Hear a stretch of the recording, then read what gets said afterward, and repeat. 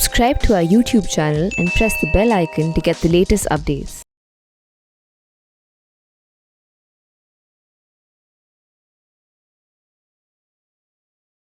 The captain Amrinder Singh and Navjot Singh Sidhu tussle in Punjab betrays this puzzling weakness of the Congress, of infighting, of friction, of the party crumbling even when strong and in power.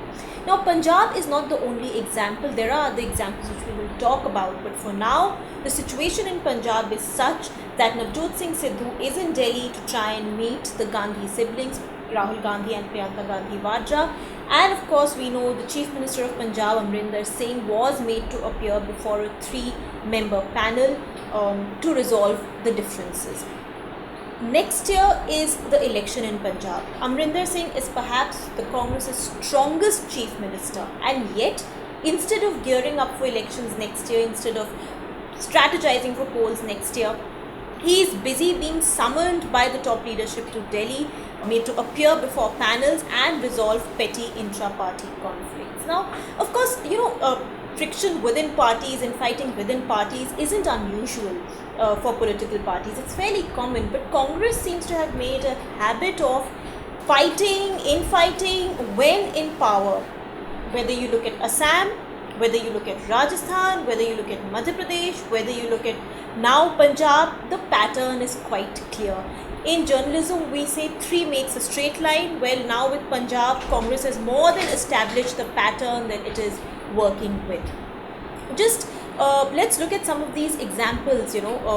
Circa 2015, in the Assam Congress, there was a lot of tension between Chief Minister Tarun Gogoi and Himanta Biswa Sarma. Actually, at that point, the Congress had everything going for it in the state. It had a very loved Chief Minister, veteran at the helm of affairs, and that Chief Minister had a very astute number 2 who understood mass politics, who understood electoral politics, and who had administrative experience. So the Congress really had everything that it needed in Assam, and yet what happened was that Himanta Biswa Sarma stormed out of the Congress and ended up joining the BJP. Obviously, that was an example of the Congress being in power and still managing to crumble. Come back to now 2018, the Congress party already down in the dumps. The 2018 December assembly elections came like a booster shot to the party.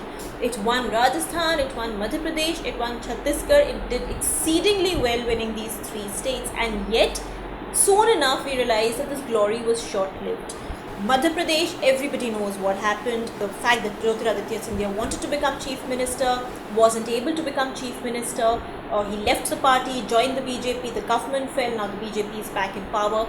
In Rajasthan, there is this constant Ashok Gehlot, Sachin Pilot tussle. It's actually an ugly spat that is very public, and it continues to simmer. It continues to make news. It's not going away anywhere, and there was a point when it actually spilled onto the roads in the sense of how public it became and how embarrassing that became for the Congress, and yet not much seems to have been done about it.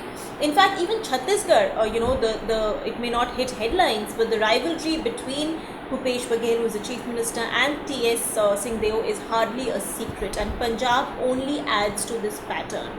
Now, at the heart of this, at the heart of the Congress inability to keep its house in order, even when you're strong, even when you're in power, is a weak central leadership, is a weak top command. Now, when you are in power is the time when you strengthen yourself and you consolidate power. That's what you see the BJP doing. Because when you're in the opposition, you're constantly fielding attacks from the ruling party. You're constantly trying to prevent people from jumping ship from your party into what they might see as greener pastures, which is the ruling party. However, when you're in power, you have that advantage of using the time to strengthen yourself. But Congress, on the other hand, seems to be working in reverse. It is when it is in power that its house seems to come crashing down, that there seems to be so much infighting, that the party crumbles, that people leave, people defect, and often, as we've seen in the case of Madhya Pradesh, governments also fall. Even Sachin Pilot, the Sachin Pilot saga in Rajasthan had threatened to destabilize the government there. But why do I say it is a high command fault? Because one, The High Command at this point is so weak that state leaders who win elections rightly believe that they have won elections on their merit and hence they should get whatever they want. So the kind of control, the kind of power the central leadership should wield, it is unable to wield because it's not winning any single election for the party. Forget about the center, not even in any state. On the other hand, what it also shows about the Congress leadership, central leadership at this point, is that it's unable to resolve disputes. It's unable to manage or maneuver varied ambitions, varied demands that party leaders have in a mature, in a prudent, in a diplomatic, and in an effective manner. So the ineffectiveness of the Congress leadership is quite clear. Let's look at the example of Assam, for instance. What was the issue really? At that point, the Congress, as I said, had everything going for it. But the way Himanta Biswa Sarma was treated and the way the issue was handled ensured that the Congress gifted its biggest asset in the Northeast to the BJP, nicely gift wrapped with a best wishes note, and we know the rest is history, as they say. All the Congress needed to do was manage these ambitions. There was Gaurav Gogoi, who Tarun Gogoi wanted as his heir apparent, but Himanta Biswa Sarma wanted to be he wanted to carry forward the baton and take over. It was for the Congress leadership to deal with the situation fairly and to give everybody a fair share of the pie and to manage it. That's what politics is about, managing various ambitions. That's what party leadership is about, managing various ambitions. But evidently the Congress failed to do that. Even in the case of Madhya Pradesh, Rajasthan, Chhattisgarh, we know the party leadership, the central leadership is unable to do much. Jyotiraditya Scindia, who was known to be a close aide of Rahul Gandhi, ended up leaving the party. That says something about the weakness of the Congress leadership in being able to keep its house in order, even in states where it is strong and in power. That is really a sobering thought for the Congress party.